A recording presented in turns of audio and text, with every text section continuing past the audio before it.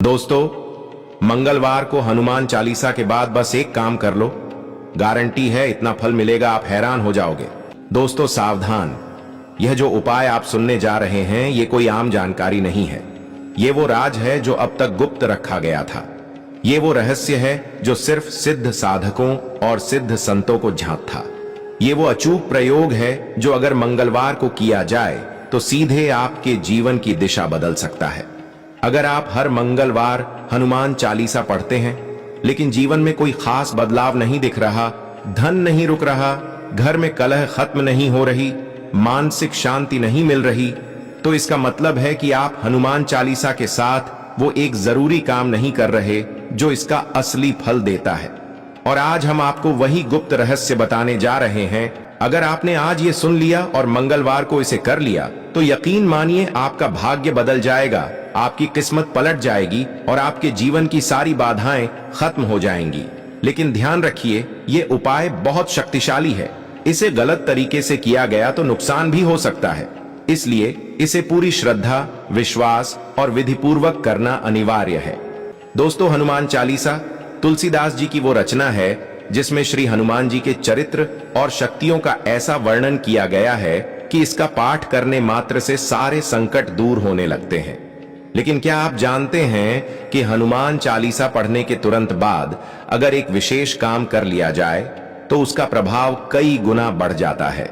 तुलसीदास जी ने अपनी हर रचना में संकेत दिया है कि सिर्फ पाठ करना ही पर्याप्त नहीं है, बल्कि पाठ के बाद जो ऊर्जा उत्पन्न होती है उसका एक विशेष उपयोग भी जरूरी है। वो उपयोग है संकल्प और समर्पण का। हर मंगलवार को हनुमान चालीसा पढ़ने के बाद जब व्यक्ति एक विशेष संकल्प लेता है और श्री हनुमान जी के चरणों में समर्पण भाव से कुछ विशेष कहता है, तब उसका हर कष्ट श्री हनुमान जी स्वयं हर लेते हैं। ये कोई तांत्रिक प्रक्रिया नहीं, बल्कि एक आत्मिक अनुभव है जो केवल श्रद्धालुओं को ही प्राप्त होता है।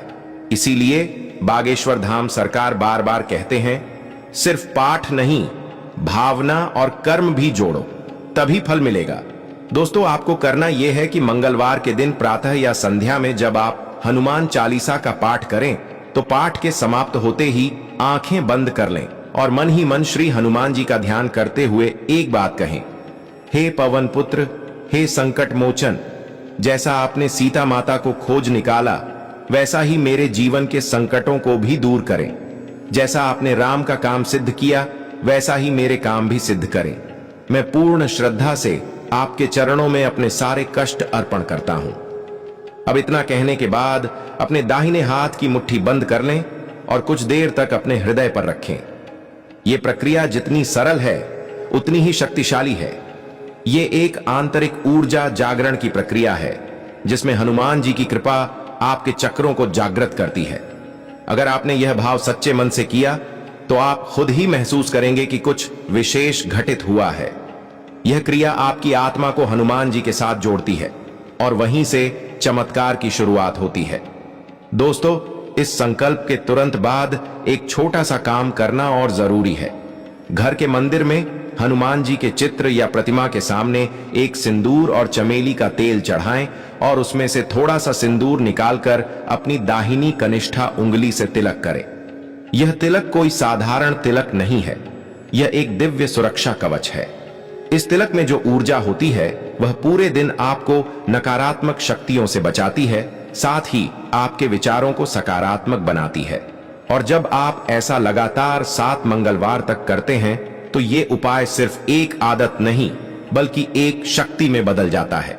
यही कारण है कि बागेश्वर धाम सरकार खुद भी भक्तों को यह सलाह देते हैं कि मंगलवार को सिर्फ हनुमान चालीसा नहीं बल्कि संकल्प, समर्पण और सुरक्षा का भी ध्यान रखो। दोस्तों, एक और विशेष रहस्य है जिसे जानना बेहद जरूरी है। कई लोग हनुमान चालीसा पढ़ते हैं लेकिन फिर भी उनके जीवन में कोई बड़ा बदलाव नहीं आता। क्यों? क्योंकि वे पढ़ते हैं शरीर से, मन से नहीं। वे उच्चारण करते हैं लेकिन अर्थ नहीं समझते। वे ध्यान करते हैं लेकिन एकाग्र नहीं होते। और सबसे बड़ी बात, वे निष्काम भाव से नहीं करते। अगर आप फल की आशा से पाठ कर रहे हैं तो भी कोई हर्ज नहीं, लेकिन हनुमान जी के प्रति एक बालक की भांतिपूर्ण समर्पण होना चाहिए। जब आप पाठ के बाद वो एक काम यानी संकल्प और तिलक करते हैं तो वह सिर्फ क्रिया नहीं रह जाती, वह हनुमान जी के चरणों में एक दिव्य निवेदन बन जाती है और इसी निवेदन पर श्री हनुमान जी की विशेष कृपा बरसती है। ऐसा नहीं है कि परिणाम तुरंत ही मिल जाए, लेकिन संकेत जरूर मिलने लगते हैं। अचानक कोई रुका हुआ पैसा आ जाता है, कोई पुराना कर्ज चुक जाता है, किसी का स्वभाव बदल जाता है और सबसे बढ़कर भीतर से मन शांत होने लगता है। यह सब इस प्रक्रिया का प्रभाव है। दोस्तों, तो अब सवाल उठता है, क्या यह उपाय हर कोई कर सकता है? जी हां, लेकिन शर्त है कि आपका मन पवित्र हो, नीयत साफ हो और श्रद्धा गहरी हो। और इस उपाय में तो गारंटी है, अगर आपने 7 मंगलवार तक सच्चे मन से इसे किया तो आप खुद कहेंगे, इतना फल मिला कि मैं हैरान हूं।